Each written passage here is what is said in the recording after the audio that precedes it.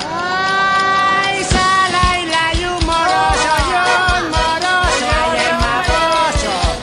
Sala y la tiene cartel de guapapo, abeja y saliva y sala y la tiene cartel. Felipe, we're here in the middle of your Lo Abarca vineyard, and it's a really foggy, grey day. Is this normal for where we are?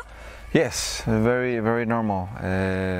We are only 4 kilometers to the coast, so we tend to have foggy mornings or even during all day. It's quite normal, yes. Super. And so when your mother first planted here, how long ago? She planted here in the year 2000. And was anyone else planting so close to the coast at that point? No. We were the first one, and yeah, so it was a whole adventure. And are there many? I mean, we look at the length of Chile, and there's a lot of coastal regions. But is anyone else planting quite so close to the coast? At the moment, not that I'm aware of. I believe there's a vineyard in close to Santo Domingo, and I think they're also pretty close to the coast. And why is it that you chose this place? Because we're affected a lot by the coolness of the ocean. Yes. What is it that you were looking for? We were looking for something different, different that what can Chile offer, to have different varieties, and the varieties that suit this climate, they're not the normal varieties that Chile can offer, especially in that time in the year 2000. We have Riesling, Gewürztraminer, Sauvignon Gris. So that's our bet, to have different varieties. It's a different bet to the consumers. And which are the varieties that work best for you here? For us, it's all of them. They perform really well.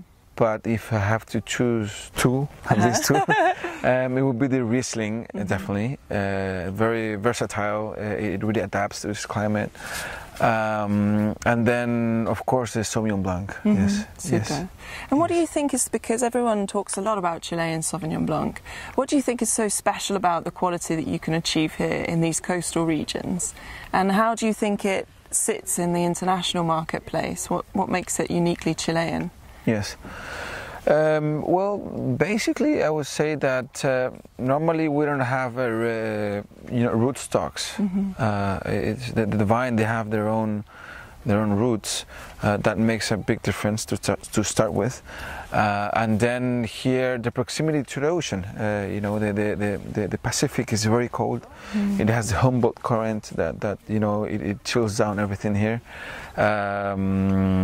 So we are planting more in the coast, and that's where the Sauvignon Blanc it's done best here in Chile. Super. And so the benefits of being so close to the coast is the cooler weather. Yes. What are the challenges that you have here? Oh, many, and especially us being one of the closest to the Pacific. The yields, we don't have much sunlight. So our vines are very, they're very small. The yield's very low, but the quality and the concentration of the grapes are quite unique, and especially here we have the calcareous soil, limestone. So it really adds more salinity to the wine. Yes. Great. And what are the male soil components here in the Lo Abarca Valley? Yes, mostly it's limestone, and then we have one hill that is granite, which is the soil type that you would find most here in Chile, in the coast. And then here at the moment we're in the clay here in this patch, but mostly it's limestone. Okay. And what are the varieties that you think work best on limestone here in the coastal region? I would say definitely Sauvignon Blanc. Sauvignon Blanc and perhaps some of the Riesling Those are your two varieties, the go-to varieties. Yes, for yes, Casa Marin. Definitely. And talking about this cooler environment, how do you manage those kind of green flavours in the wine? What do you do to manage that?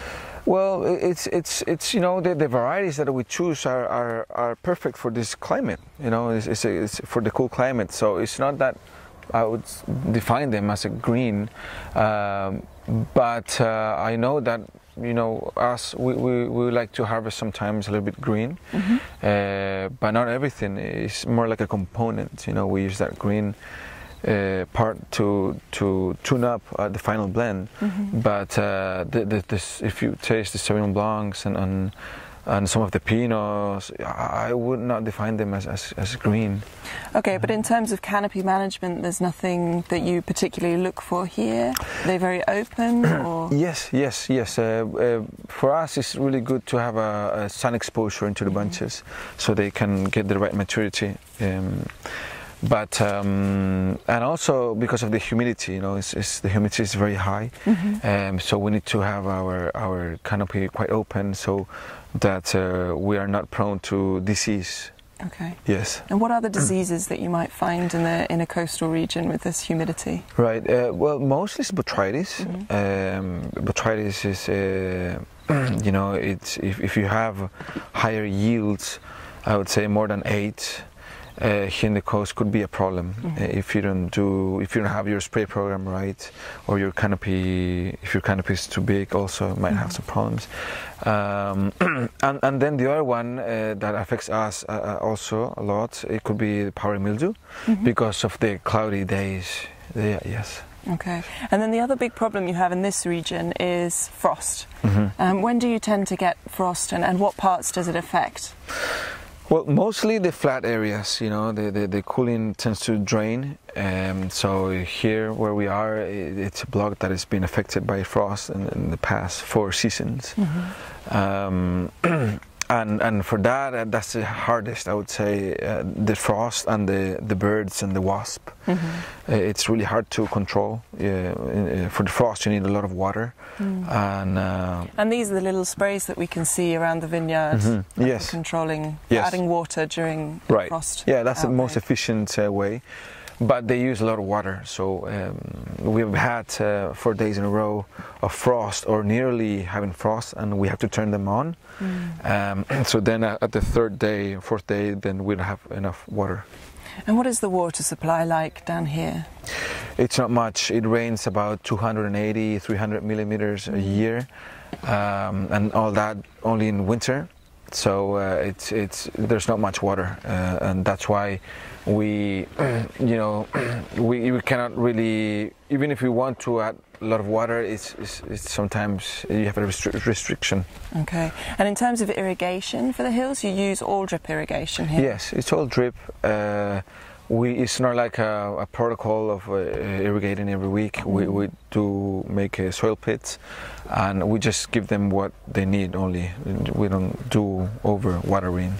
Okay, super. And is there any other kind of characteristic of the area that's very unique? I would say it's very interesting for the the temperatures. You know, the maximum it's not more than 24, 25, maybe a couple of days during the growing seasons, but the rest it's really low. You know, 23, 22, and that gives us a long period of maturation. So we don't lose the aromas of the wines as well.